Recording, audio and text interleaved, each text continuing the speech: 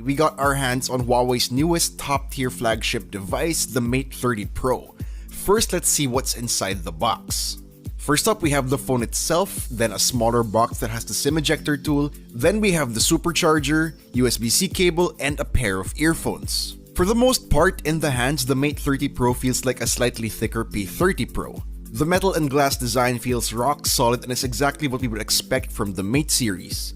The camera-focused design language on the back comes from the same DNA as last year's Mate 20 Pro, but now looks cooler and more futuristic.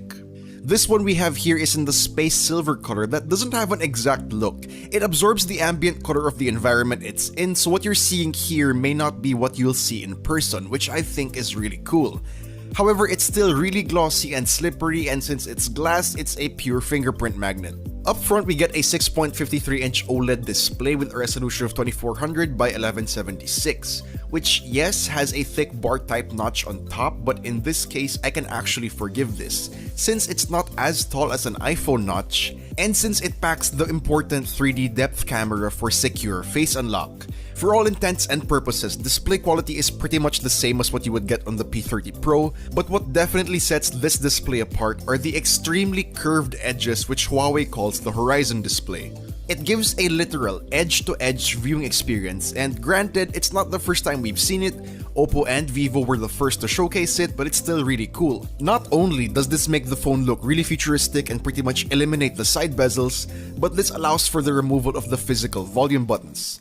The power button is still physical, which is on the right side, but the volume buttons are now virtual keys on the side of the screen. The haptic feedback feels great, you can configure them to appear on either side, and sliding up and down to adjust volume feels great. Other nice features of the display are the acoustic screen for taking calls, and it makes for half a front-facing audio experience, and an in-display fingerprint scanner. Up top, we have the secondary microphone and an IR blaster, while down at the bottom are the hybrid SIM tray that supports either 2 nano SIM cards or replace one with the proprietary nano memory card. Also the USB-C port, main microphone, and loudspeaker. If you want a headphone jack, you'll have to go for the standard Mate 30. Taking a closer look at the back of the device, we have 3 main cameras, a 40-megapixel main, 40-megapixel ultrawide, and 8-megapixel telephoto. Also, there's a 3D depth sensor. For the front camera, it's a 32-megapixel sensor plus the aforementioned 3D depth camera for face unlock. Do stay tuned for our full review for a complete evaluation of this beast's cameras, but for now, check out these sample shots.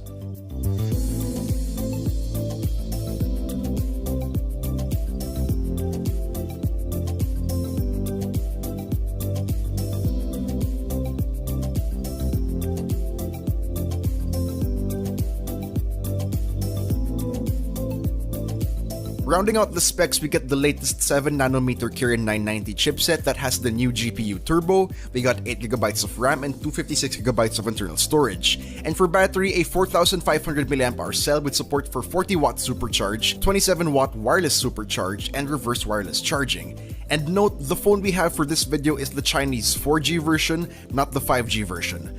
We'll definitely get into software more when we release our full review as well as the other aspects. So for now, guys, let us know what you think about the Huawei Mate 30 Pro in the comments down below.